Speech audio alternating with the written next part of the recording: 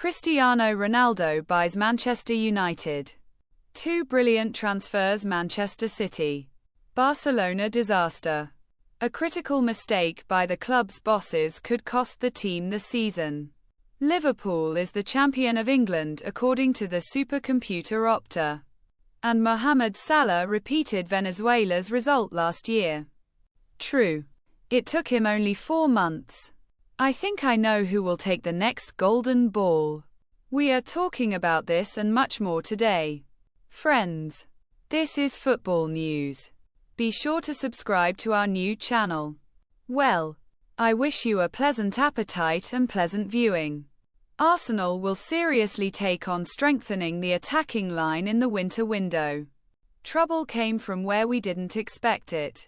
Bukayo Saka was damaged and took off for a long time. He will be lucky if the striker manages to recover by the start of the playoffs in the Champions League. This is a very optimistic scenario. You shouldn't hope for it. The leader's injury forced management to change the list of priority targets for the near future. Firstly, it should be noted that the Gunners refused to buy Victor Gyökeres. Liverpool, PSG and others will now fight for the Swedish striker. The refusal itself is due to the cosmic price of the football player. Other clubs are ready to offer about €100 million for him. But Arsenal is not ready to fork out so much. The same goes for Alexander Isak. Newcastle United is asking for many millions for their striker. And Arsenal are not 40s now spending that kind of money on just one player. However, buying a forward still remains one of the main goals of the Gunners. Still, neither Havertz nor Jesus are scoring strikers to the extent that an English grant can count on. But, as you already understand, there is no money for a high-quality 9. You will have to take some risks and hire a player to grow.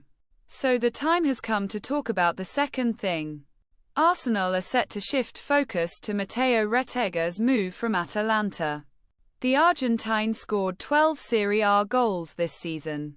This performance allowed him be in first place in the scoring race.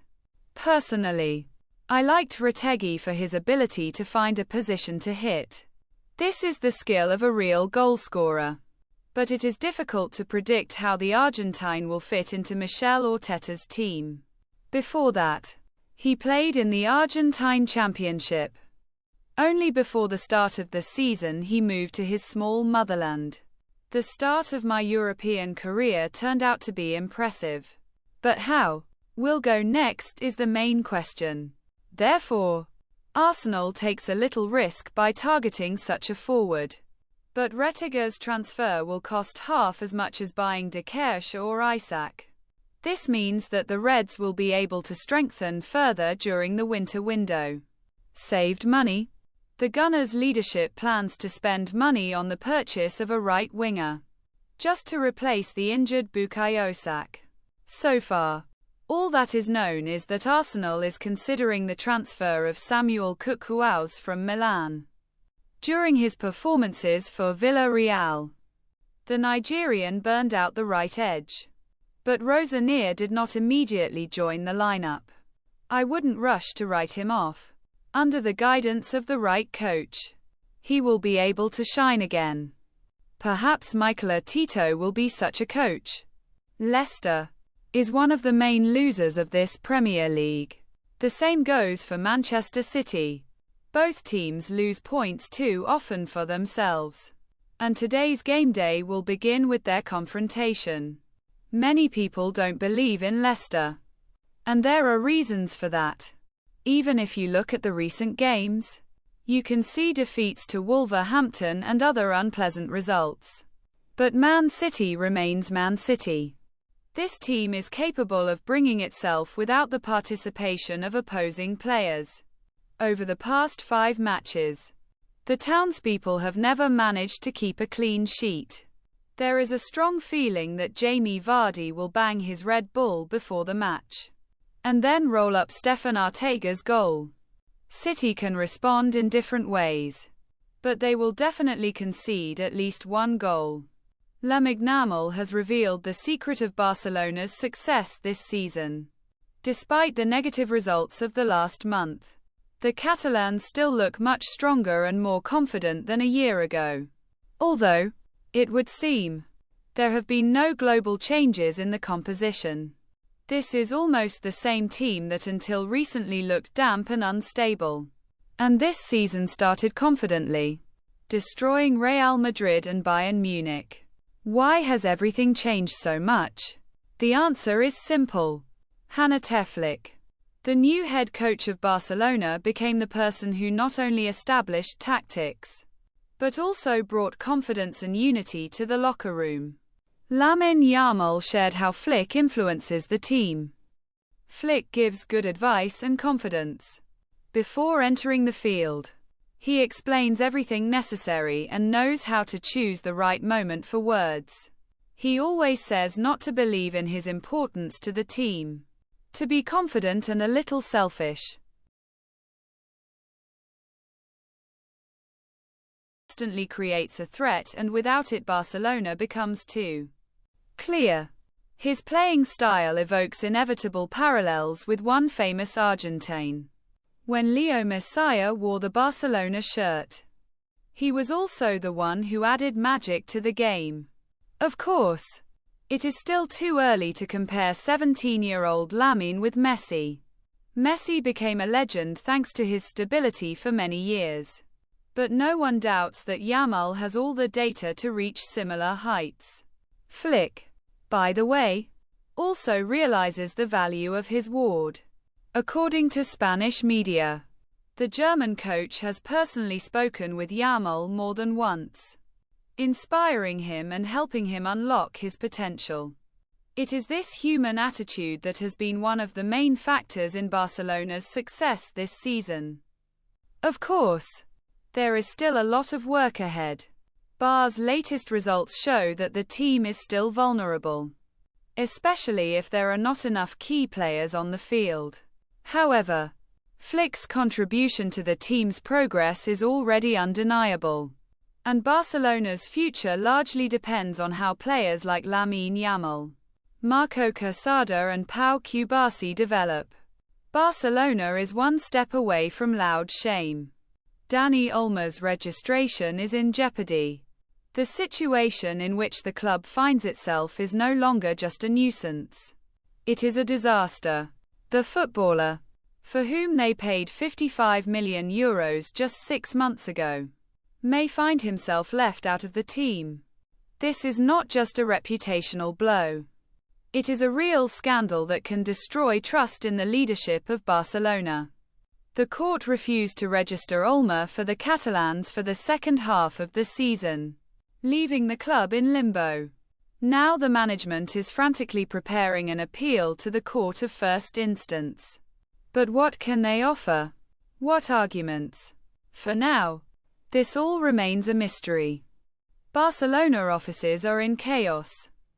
Everyone is busy with only one problem: how to register Olmo. Even President John Laporte, who usually does not lose confidence, is nervous. He stated, "We will fix it, no matter what it costs."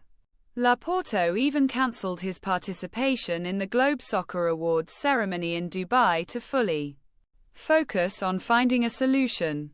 Cuba now has 2 options, but both look like desperate measures. The first is to try to win the appeal, accusing La Liga of changing the rules for registering players. But this path is too unpredictable. Second, activate the next lever. Barcelona is ready to sell the VIP box at its stadium for €120 million, although it initially expected to earn €200 million. The difference of €80 million looks like a painful concession, and all this for that sake so as not to lose a player for whom huge amounts of money have already been paid. Moreover, Barcelona had 4 months to solve this problem. But in recent years, a lot has been done in this club through the 5th point. Against the backdrop of this chaos, The sale of Frankie de Jong seems to be an ideally logical step. His huge salary has long complicated the club's financial situation. By freeing up this money, Barcelona could easily register Olmo. But there are no specific buyers yet. There are contenders for the Dutchman, but they are in no hurry to transfer money. And Barca needs to solve the problem urgently. Now the chances of registering Olmo look extremely vague. If Barcelona fails to carry out this operation, the consequences could be devastating. Fans, experts, sponsors are all asking one question: how a club with such a name and history finds itself in such humiliating situations again and again. Real Madrid will still compete for Vinicius. On the Brazilian's table lies a tempting offer from Saudi Arabia for a period of 5 years and amounting to €1 billion. He will not be offered such conditions in Europe. No matter how much we idealize the attitude of football players towards teams, money has enormous weight. But the creamy ones don't plan to give up. Although the Brazilian refused to negotiate a contract extension, Real Madrid will continue to put pressure on the player. The preconditions under which Vinicius agrees to return to the negotiation process are now known. The striker wants to earn money at the level of Kylian Mbappé, writes the NPP publication. But from the article it is not clear what specific amount we are talking about. On paper, the Frenchman receives €15 million a year. But in such a payment system they do not take into account his subscription bonus, which will be paid on the basis of his contract. If we take this money into account, the Frenchman's salary reaches €35 million net or €70 million before taxes. So the question is, what salary is Vinicius vying for? I think on the second. Otherwise he would not have staged a performance with the breakdown of negotiations for such a small amount. 70 llamas could be a serious challenge to the financial stability of Madrid. At least that's it, and they are used to laughing with Barcelona's ability to do business. But Madrid is also experiencing problems. All because of La Liga's competent, in quotes, policy of regulating financial flows. Well, the reconstruction of Santiago Bernabéu, also during the COVID pandemic. I assume that it will not be easy for Real to keep 2 players on their balance sheets with a salary of €70 million. Even journalists from the Madrid newspaper question Vinicius's future at Bernabéu. What can we say about us ordinary football people? But I personally have no doubt that Real will fight. Brazilian is the most important player of this team, which is a symbol of its latest successes. Without him, Madrid's football will be different. But at the same time, its sales Real Madrid can solve all the club's financial problems. And this is quite interesting food for thought. The English giants are preparing for the January battle for the top players. There are 2 big names on the agenda at once: Martin Zubimendi from Real Sociedad and Dani Olmo, who found himself in a difficult situation in Barcelona. Manchester City intend to activate the clausula in the contract of midfielder neighborhood in order to close the gap in the center of the field caused by Rodri's injury. Source Football Insider reports that the club is ready to shell out £50 million in January. Zubimendi is a key player in neighborhood. He has made 21 appearances this season and his contract with the club runs until 2027. Despite City's interest, the deal could be complicated by competition from other top clubs, which are also monitoring developments. Another transfer drama is unfolding in Catalonia. Barcelona has still not been able to register Dani Olmo. As we talked about earlier, the situation has escalated to the limit. The registration deadline is December 31st, and Olmo's contract has a clause that allows him to terminate the agreement early if he is not punished. Amid this confusion, Manchester City, Manchester United and Arsenal joined the fight for the Spaniard. The Catalans are hastily appealing to the court, but the chances of success are slim. If Barca does not find a solution, then Olmo will become a tasty morsel for the English giants in January. For Manchester City, this is a chance to kill two birds with one stone. Strengthen the midfield under Subamenti's scripture and take advantage of the chaos in Barcelona too. Take Olmo away. This would be a great strengthening of the centre field for Pep Guardiola's crisis team. Finally, there would be a person capable of controlling the pace of the game in Rodri's absence. They would also get a player who can advance the ball, creating danger at the opponent's goal. Moreover, all this for a modest 50 million by the standards of English football. Well, isn't it a great deal? Not for Barcelona, of course, but the Catalans themselves are to blame for finding themselves in such a situation. Liverpool has practically become the champion of England. At least that's what the authoritative statistical portal Optum thinks. His supercomputer estimated the chances of scouts winning gold medals at almost 90%. At least now is still the equator of the season. Arsenal are estimated to have an estimated 10% chance of finishing first. The rest have practically no chance to even compete for. But indeed, the gap from the Arsenal is 9 points in terms of lost points.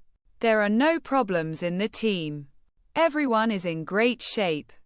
Injuries are also not as stifling Liverpool as its competitors. And the bench is full of good rotation players. Of course, the loss of key players for one reason or another may affect the results. But for this there is a solid handicap, which will be difficult for problematic colleagues to overcome. The last factor is also important. It's one thing. It's another matter when your opponents are in good shape and only failures in individual matches allow you to keep your distance. It's another matter when you show great football and your opponent suffers. In the situation with Liverpool, everything is natural. The team is in first place not thanks to luck, but thanks to a well-calibrated game and a virtuoso coach who is ready to adapt the squad to any match scenario. Misfires, of course, happen, but they are rare. Moreover, Liverpool does not even get goals under the XG system, according to which they should have scored more. In short, with such success, Arne Slot will qualify for all significant tournaments of the season, and his ward Mohamed Salah for the Golden Ball. By the way, Jamie Carragher already considers the Egyptian the main contender for the most prestigious individual trophy. Salah wants to be the second African after George Weah to win the Golden Ball. And he has a chance. Now not a single striker in Europe shows such performance. And this prize is usually won by forwards, Carragher noted. Now let's compare Salah's performance with Vinicius's achievements last season, when he was just a little short of winning the Golden Ball. Then the Brazilian scored 35 goals for Real Madrid. And this is for the whole season. Salah, in just the first 4 months, just think about this figure, has already done 34 and not in the La Liga, but in the Premier League. With such performance, the Egyptian claims a record number of scoring actions at the end of the campaign. The main thing is that injuries do not interfere, and in such a grueling season they can become a problem. The fate of Tottenham head coach Angepas Koglu hangs in the balance. Already on January 8th, the team will play against Liverpool, and this match could be key in assessing its work. It is difficult to say anything positive about the current results of Spurs. On the one hand, their matches are truly spectacular and attract neutral fans. But against the backdrop of 12th place in the table, it is unlikely that the club's fans will feel joy. The situation at the Oglu Junction has been seriously undermined, despite the trust of management. If in the first game against Liverpool, everything goes according to the scenario of the recent failure in the Championship, the chair under the Australian will shake even more. However, blaming the Oglu for all the troubles is not entirely fair. The team's problems start from the bench. At the moment, Tottenham has only 17 field players in the ranks, and 11 of them must take the field. There is virtually no rotation, making the club vulnerable to opponents with deeper squads. Even giants like Manchester City are experiencing difficulties without key players, let alone Tottenham. Postecoglou is known for his attacking philosophy and reluctance to adapt to his opponent. This is both his strength and his weakness. Unlike, say, Arne Slot, who flexibly adjusts tactics to the enemy's weak points, Ange always plays number 1, hoping to stun the opponent from the first minutes. But this strategy turns against him when the team does not have enough strength to put the squeeze on the match. The most significant example is the game with Chelsea, where the Blues managed to turn the tide of the match due to the depth of the squad and physical readiness. Obviously, Tottenham's main problem is not the coach at all. Just remember how good Spurs were last season. Despite the fact that on the eve of the draw, the team lost its leader in Harry Kane. But no one noticed it, because an Australian coach from Celtic came and proved that without an Englishman there is life where I lead it. The Stockagul rotation is unlikely to change anything until the club is able to provide sufficient roster width. Even top specialists turn out to be helpless without resources. Yes, fans want quick changes, but the reality is that without more personnel, the crisis will continue. The only question is whether Arakova's Spor will understand that the reason is not only the coach, or will follow the path of standard changes on the coaching bridge. This season's Atalanta embodies the ideal of a modern team, whose play attracts viewers with its dynamics and entertainment. Any match of Gian-Pierre Gasparini's team is interesting, and Atalanta's style of play invariably makes her a favorite on the field, regardless of the level of the opponent. Even in the most difficult confrontation with the Kings of the Champions League, the team looked decent and could have taken points if not for the fatal factor of luck, which again ended up on the side of the creamy. But today, I want to talk about something else. Yesterday's match against Lazio was another confirmation of Atalanta's class. On the road against a strong opponent occupying 4th place in Serie A, many expected a tough game. However, Atalanta looked much stronger and literally suppressed the Romans with her pressure. Despite the final draw of 1-1, the guests created a lot of chances that would have been enough to defeat. Moreover, the team acted without its key attacking players, which makes its performance even more impressive. You can check out the beautiful moments from Atalanta's game in our cart using the link in the description. And Football and Talent is an example of a modern approach, where the emphasis is on pressure, as well as quick actions and attacking football. It is precisely for such moments that they love this game. However, the draw in the match with Flats obviously affected the team's tournament positions. In terms of lost points, Atalanta lost the lead 2-2, which beat its opponent without any problems in the new round.